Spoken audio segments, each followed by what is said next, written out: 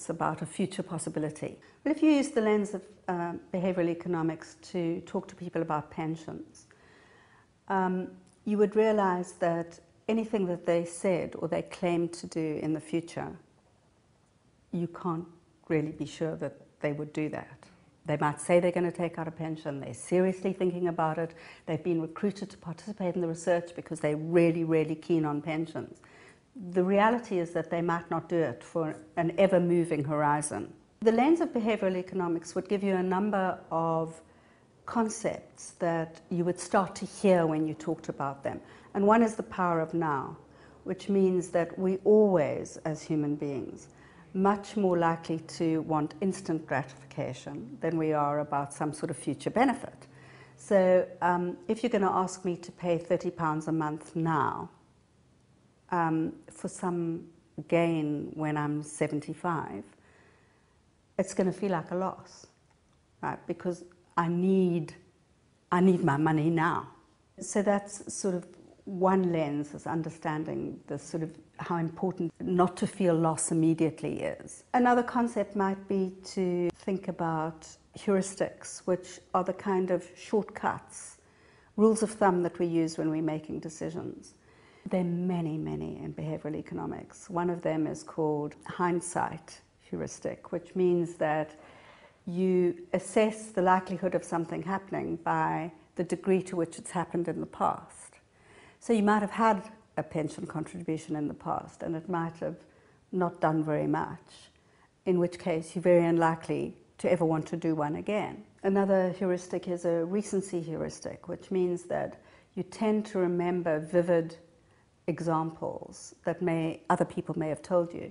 So if somebody's had a bad experience with a pension provider or a pension, you might think that, well, I'm not going to do that, because the vivid negative experience comes up in your mind and that immediately decides you against it. Lots and lots of heuristics which lead us often to make decisions very quickly. Sometimes they're effective, but sometimes they're detrimental to our long-term well-being. I think one of the fundamental principles of behavioural economics is that people make decisions comparatively, not absolutely, and also relatively. So they're always making a decision or a choice relative to something else or in comparison to something else, not in absolute ways. So what that means is that you have to understand the context, their context in which they're making that decision or displaying the behaviour. So apart from the question why, which they're not aware of, you can ask, what exactly did you do? Where were you? What was it like there? Who was with you, or who else was doing this? How? So understanding the sort of steps, you know, the effort that they might have had to do, or the lack of effort. And so by building an understanding of the context, you can truly understand better why they might have made the decision that they did without having to ask them directly. Another area in which behavioural economics is really useful is in terms of how people make choices, how they decide that they prefer X rather than Z, Y or Q.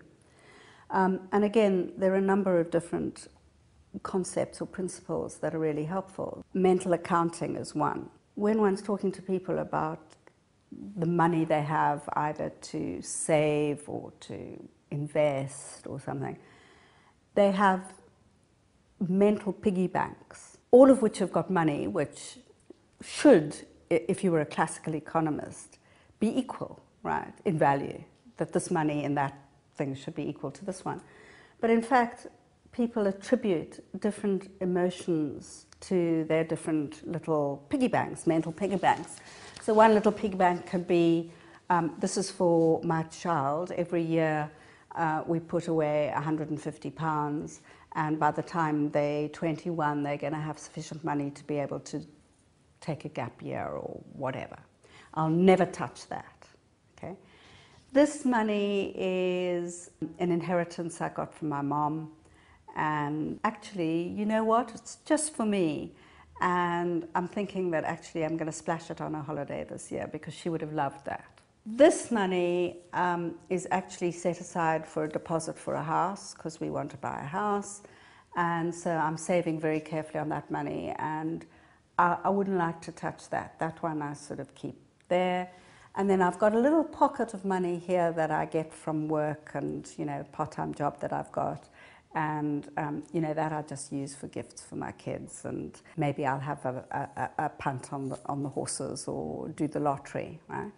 So that's an example of how people make decisions, because in each of those cases, with each of those pots of money, the decision is different about, you know, what you might prefer to do with it.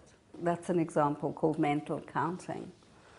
The other one is choice architecture, which you found time and time again. And you give people 4 or 5 alternatives to choose from, whether by size or quantity or something.